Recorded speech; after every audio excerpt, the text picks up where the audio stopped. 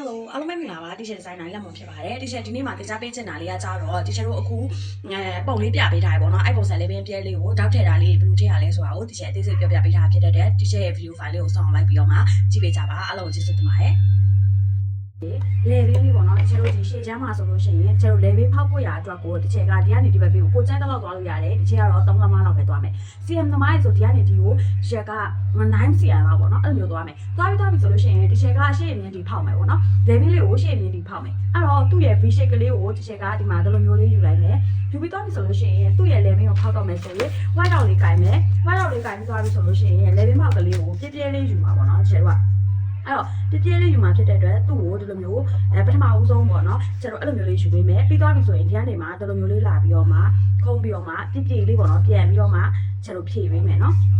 ဟုတ်ပြီဒါဆိုလို့ရှိရင်ဒီချက်တို့လိုချင်တဲ့လေဘင်းအပေါက်ပုံစံအဖြစ်ပြည့်လေးရပါပြီပေါ့နော်ပြည့်ပြည့်လေးရသွားပြီဆိုလို့ရှိရင်ဒီချက်တို့ကဒီမှာထောက်ထည့်ပေးရမယ်ထောက်ကကြတော့ကျတော့ဒီနှစ်ခုရဲ့အလဲကောင်တစ်ဝက်လောက်ကိုသွားမယ်သွားပြီးရင် CM သမားရေဆိုလို့ရှိရင်ဒီချက်တို့ 1cm ပေါ့နော်လက်မသမားရေဆိုလို့ရှိရင်ဒီကနေဒီကို4စိတ်လောက်သွားမယ်ပေါ့နော်ဒါလေးကိုဒီချက်တို့ကဖြောက်ပြမှာဖြစ်ပါတယ်ဖြောက်ပြပြီးသွားပြီဆိုလို့ရှိရင်ဒီချက်တို့ကနောက်ထပ်တစ်ထောက်ကိုကြတော့ဘယ်နေရာမှာထည့်မလဲဆိုတော့ဒီပခုံးစင်းကြနေတဲ့နေရာပေါ့နော်အဲ့ရဲ့ဘေးလေးကိုကျတော့ 0.2 နှစ်စိတ်ပေါ့နော်နှစ်စိတ်လေးထည့်မယ် CM သမားရေ 0.5 ထည့်မယ်ပေါ့နော်အဲ့တော့ဒီဟာလေးကိုထောက်ကလေးကိုကျတော့ဖြောက်ပြမယ်ဖြောက်ပြီးသွားပြီဆိုလို့ရှိရင်ကျတော့ကဒီမှာသူ့ကို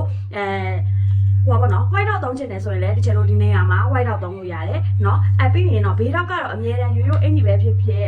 ဒီချက်တို့ပုံမှန်ပဲပေါ့နော်ပုံမှန်ဝတ်ဖို့ပဲဖြစ်ဖြစ်ပေါ့နော်အဲ့လိုမျိုးအိမ်နေရင်ပဲဖြစ်ဖြစ်ပွဲလာပဲဖြစ်ဖြစ်ဒီဘေးထောက်လေးထည့်ပေးဘေးထောက်လေးထည့်မှာအဆင်ပြေတာပေါ့နော်ဟိုဒီနေရာမှာအုံကြွကြွလေးဖြစ်တာပေါ့နော်အဲ့တော့နောက်ချက်မှာဆိုလို့ရှိရင်ဒီချက်တို့ကဒီဒါလေးကိုဒီလိုမျိုးလေးလာပြီးတော့မှသူ့ကို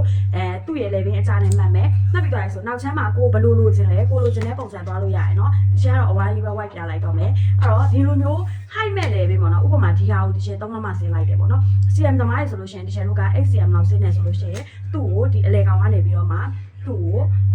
ဟိုပါပေါ့နော်အရန်ကြီးထောင်ပါဆိုလို့သူ့ကိုကြတော့2စိတ်လောက်ပဲဒီချက်သွားပြီမယ်เนาะ CM သမားတွေက 0.5 လောက်ပဲစားမယ်เนาะအဲ့တော့